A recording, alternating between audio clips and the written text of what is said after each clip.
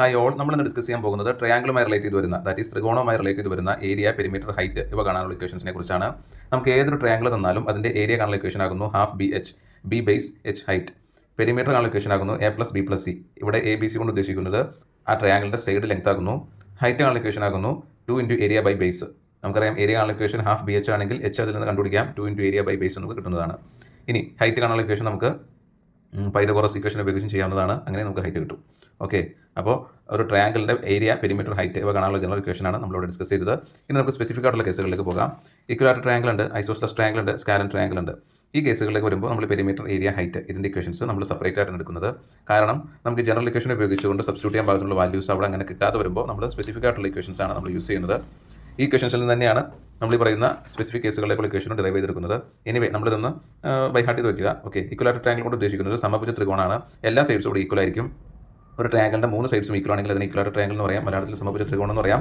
ഒരു ഇക്വലാറ്റർ ട്രയാങ്കിളിൻ്റെ പെരിമീറ്റർ കാണുന്ന ഇക്വേഷൻ ആകുന്നു 3 ഇൻറ്റു എ സൈഡ് ആകുന്നു, എ സൈഡിൻ്റെ ലെങ്ത് ആകുന്നു. ഒരു ഇക്വലാറ്റർ ട്രയാങ്കിളിൻ്റെ ഏരിയ കാണുന്ന ഇക്വേഷൻ ആകുന്നു √3/4 ഇൻറ്റു എ സ്ക്വയർ. ഹൈറ്റ് കാണുന്ന ഇക്വേഷൻ ആകുന്നു √3/2 ഇൻറ്റു എ. ദെൻ ഐസോസ്ലസ് ട്രയാങ്കിളിലേക്ക് വരുമ്പോൾ രണ്ട് സൈഡായിരിക്കും അവിടെ ഈക്വൽ ഉണ്ടാവുക. അതുകൊണ്ട് തന്നെ പെരിമീറ്റർ കാണുന്ന ഇക്വേഷൻ 2a + b ആണ്. ഹൈറ്റ് കാണുന്ന equation √(a² - b/2) the whole square ആകുന്നു. ഏരിയ കാണുന്ന ഇക്വേഷൻ ആകുന്നു b/2 into (√(a² - b/2) the whole square ആകുന്നു.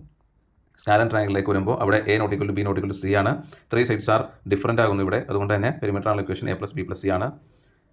നമുക്ക് ഏരിയ കാണുന്ന ഇക്വേഷൻ നോക്കുമ്പോൾ (s × s - a × s - b × s - c) ആണ്. സ്കാലൻ ട്രയാങ്കിളിൻ്റെ ഏരിയ കാണുന്ന ഇക്വേഷൻ ആകുന്നു (s × s - a × s - b × s - c), where s എന്ന് പറയുന്നത് സെമി പെരിമീറ്റർ ആകുന്നു. That is s = a + b + c/2 ആണ്. അപ്പോൾ ഈ ഇക്വേഷൻസ് എല്ലാവരും ഒന്ന് ബൈ ഹാർട്ട് ചെയ്ത് വെക്കുക. പിന്നെ നമുക്ക് എപ്പോഴും ചോദിക്കാറുള്ളതാണ് right angle triangle. Right angle ട്രയാങ്കിളിൽ നമുക്ക് എപ്പോഴും ക്വസ്റ്റ്യൻ വരുന്നത് ഐസോസ്ലസ് റൈറ്റ് ആംഗിൾ ട്രയാങ്കിൾ നിന്നുമാണ്. ഐസോസ്ലസ് റൈറ്റ് ആംഗിൾ ട്രയാങ്കിളിൽ രണ്ട് സൈഡ്സ് ഈക്വൽ ആയിരിക്കും. മാത്രമല്ല റൈറ്റ് ആംഗിൾ ട്രയാങ്കിൾ എന്ന് പറയുമ്പോൾ 90 ഡിഗ്രിയാണ് ഒരു ആംഗിൾ വരുന്നത്.